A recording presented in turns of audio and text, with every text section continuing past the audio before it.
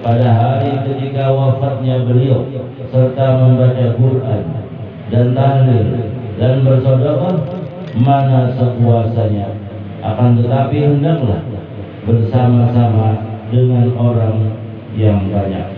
Maka tatkala aku dengar yang demikian itu, yakni riwayat yang tersebut itu, maka sukalah hatiku mengerjakan seperti yang demikian itu atas sekadar pahamku yang bebal ini. Setengah karamah guruku yaitu Syekh Sayyid Muhammad bin Abdul Karim As-Samman Al-Madani radhiyallahu anhu, beliau adalah ahli syariah wa tariqah wal haqiqah, yaitu beliau seorang kutub di negeri Madinatul Rasul.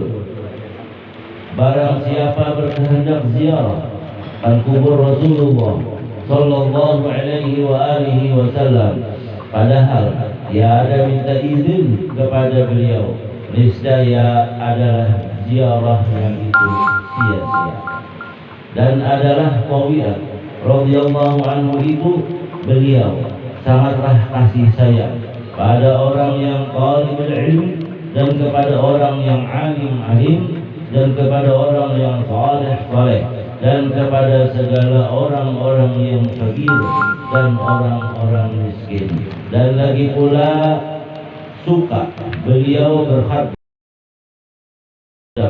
datang ziarah kubur Rasulullah sallallahu alaihi wa alihi wasallam, yang berziarah itu daripada orang-orang alim dan orang-orang yang saleh dan daripada segala orang yang awam dan orang yang khawas.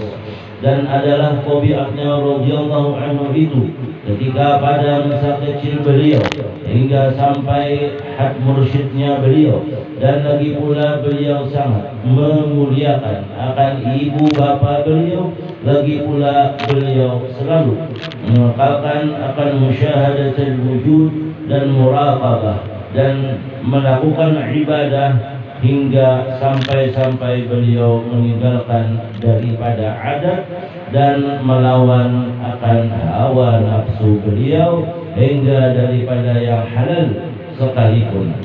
Maka tiadalah tidur beliau pada ketika malam hari melainkan sedikit jua, dan apabila beliau diberi bantal oleh orang tua beliau ketika hendak tidur, maka beliau keluh kesah seperti orang yang sakit. Dan apabila sampai waktu sahur, maka bangun tidurnya, lalu beliau membaca wirid di waktu sahur. Kemudian daripada itu, lalu beliau sembahyang subuh berjamaah dengan orang banyak, lalu pula beliau membaca wirid sesudah subuh itu hingga terbit matahari. Kala terbit matahari kira-kira segala, maka bangkitlah beliau sembahyang sunnatul isyraq 2 rakaat. Dan apabila sampai 1/4 hari, maka bangkitlah beliau sembahyang sunnatul duha. Maka sembahyang sunat duha itu sebanyak-banyaknya 12 rakaat, dan yang terafdal adalah 8 rakaat. Syahdan adalah hal tuan Sayyid Muhammad bin Abdul Karim As-Samman Al-Madani.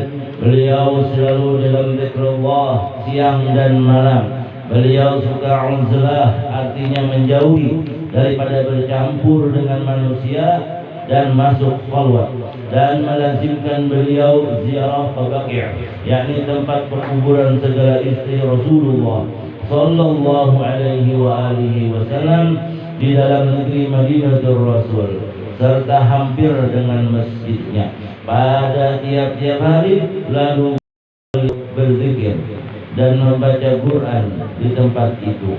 Hal tuan Sayyid Muhammad bin Abdul Karim As-Samman Al-Madani jika pada bidayahnya, yakni beliau permulaan menjalani akan thariqah dan hakikah, beliau memakai pakaian yang indah-indah.